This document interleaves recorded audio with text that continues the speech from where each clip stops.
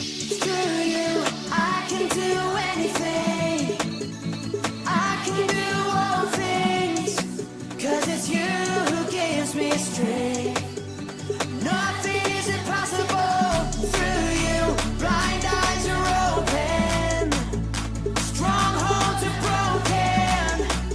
I am living by faith. Nothing is impossible.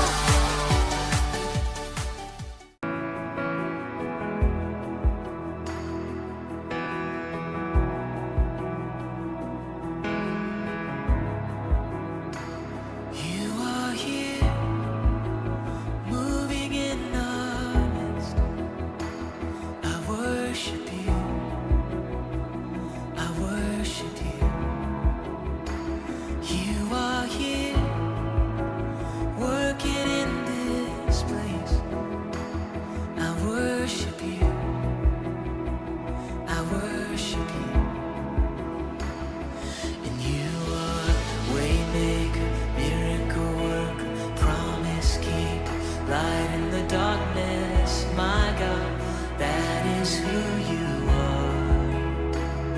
And you are waymaker, miracle worker, promise keeper, light in the darkness. My God, that is who you are. You are here, turning lives around. I worship you. I worship you. You are here and you're healing every heart. I worship you, yeah. I worship you. And you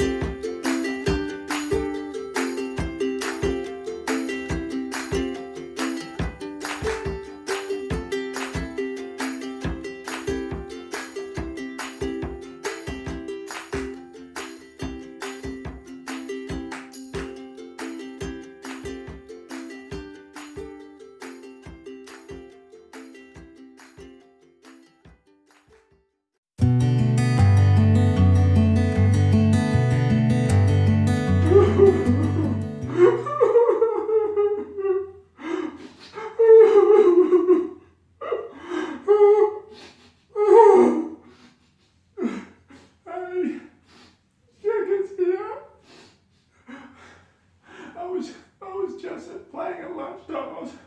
I was playing basketball. I brought my basketball to school to play with my friends.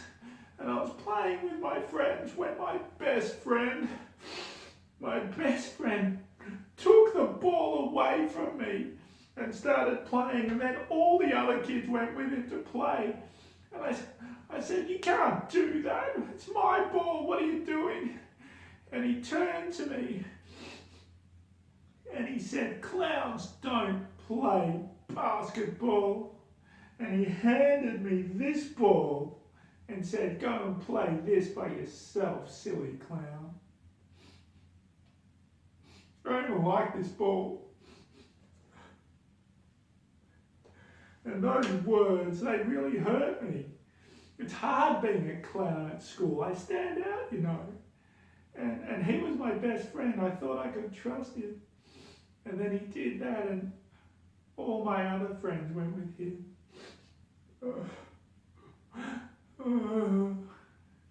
And he hasn't come to say sorry yet. So I'm feeling really sad because I really like him as a friend, and I don't know why he did it. And it reminds me, of a story in the Bible where there was this guy called Peter, and Peter was really good friends with Jesus. But then people started being mean to Jesus, and they arrested him, and they were even going to go kill him. And Jesus' friend Peter, he decided that he would pretend that Jesus isn't his friend. And that would have really hurt Jesus' feelings, and just like my friend hurt my feelings. But what happens in the story, which you'll hear later, is that Jesus goes to Peter and forgives him. And then their friendship is stronger as a result. So, I don't know, maybe my friend, or maybe I can go to my friend and forgive him, and or maybe he can say sorry to me, and maybe we can still be friends. It's hard, but that's the Bible story today, and clowns do play basketball, and I'm just going to pray that I can still be friends with my friend, because friends forgive each other, which is what we're learning about today in this story. So pray for me, and I'll see you next time.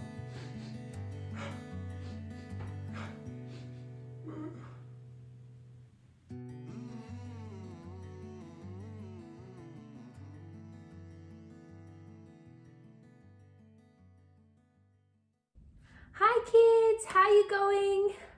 It's Candace here. I'm going to tell you the very last story for our theme. Now, does anyone remember what our theme is? I'm sure you all know it. Can you shout it super, super, super loud so I can hear it through your TV screens and it'll come to my ears? What is it? It's friendships, that's right. Very good. Now, I have set myself up with some comfy pillows here, a nice blanket. I'm sure you should do that. Get really comfy because we're going to hear a really good story. Now, this story you can find in the Bible, and it's from Luke chapter 22. And this story is about a guy named Peter and Jesus. Now, this story happens just before Jesus is going to be killed. And what happens is Peter, he's a great guy, but he makes a few mistakes. And he tells Jesus that he will follow him everywhere. It's a big promise. But Jesus knows that that might not be true. And so Jesus challenges Peter, and he says that he might deny him. Do you know what deny means? It means to say that he's not his friend. Peter's like, nah, that's not gonna happen. I'm gonna follow you everywhere. Do you know what happens? Let's find out. So, Jesus was being arrested. They marched him off and took him into the house of the chief priest. Peter followed, but from a distance, didn't want to get too close. In the middle of the courtyard, some people had started a fire and they were sitting around it trying to keep warm. One of the serving maids sitting at the fire noticed Peter. This man right there, he was with Jesus. Woman, I don't even know him. Not me. A short time later, someone else noticed Peter. Hello, excuse me. Aren't you one of them? Those, Galileans? Excuse me, man. I am not. And about 1 hour later, someone else spoke up, really sure. He has got to be one of them. He has got Galilean written all over him. He looks just like the guy I saw with Jesus. I don't know whether you're going a bit crazy, but I am not one of them, okay? You must be crazy. Peter remembered what Jesus had said to him.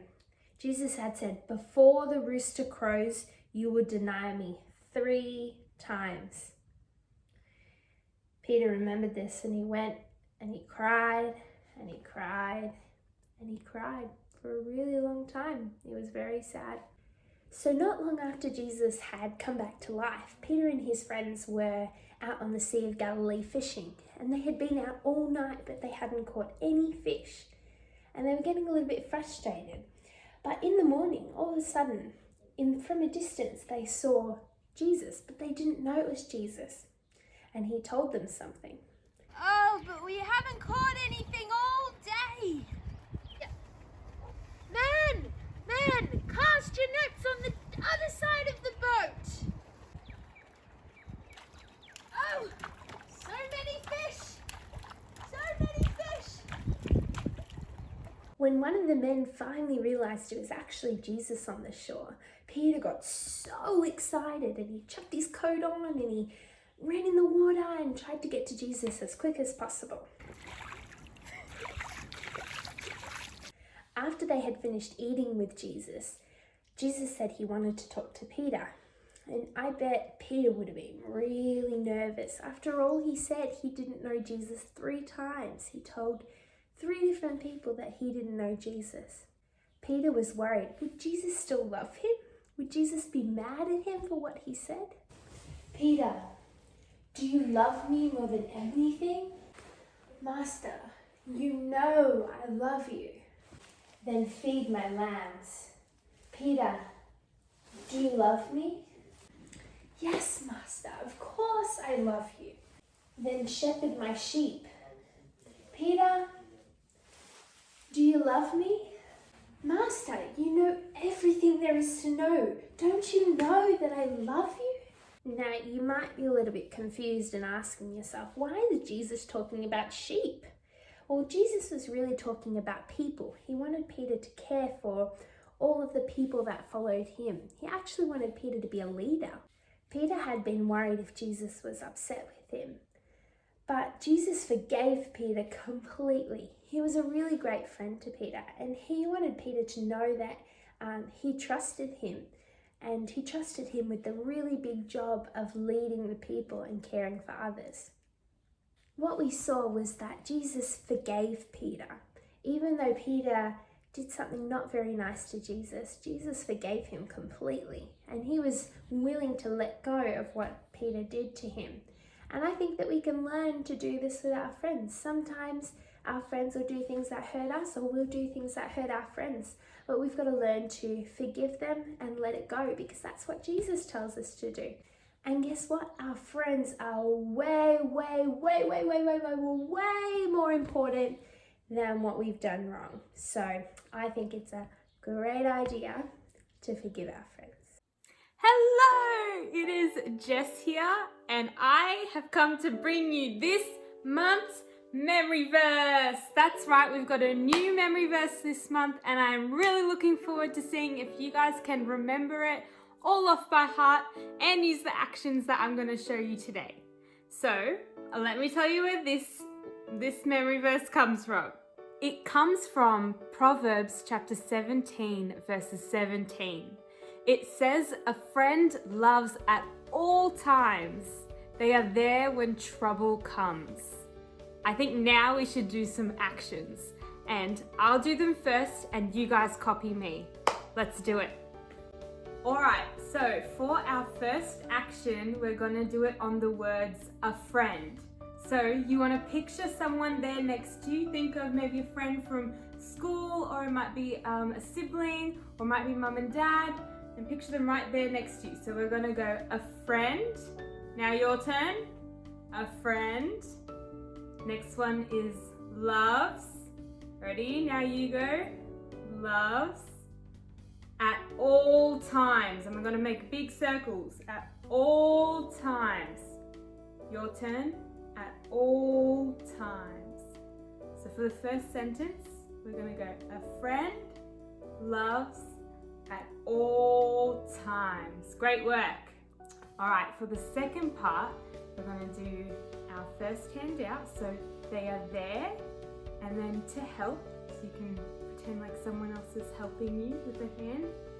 They are there to help. Now your turn. They are there to help when trouble comes. So I want you to picture something troubling. So think of something that might scare you, and you have to show that you're in trouble. So you might go, "Trouble." So we're gonna go, "They are there to help when trouble comes." Okay, now your turn. They are there to help when trouble comes. And it's from Proverbs 17, verses 17. All right, I think you got it, because we're going to do it all together now. All right, ready? "A friend loves at all times. They are there to help when trouble comes." Proverbs 17, verses 17. All right, guys, now you should practice during the week and see how you go. I'd love to see if you do it, so feel free to record yourself doing it, and you can post it on Facebook or YouTube. Thanks, guys. I'll see you next week.